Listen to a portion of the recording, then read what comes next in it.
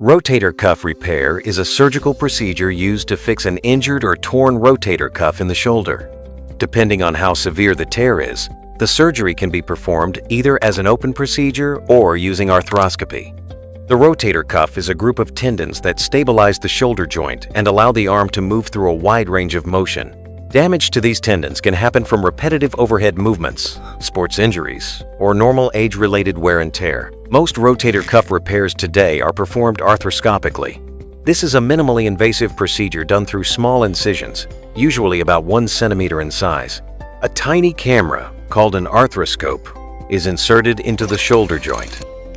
This camera sends live images to a monitor, allowing the surgeon to clearly see the damage inside the joint.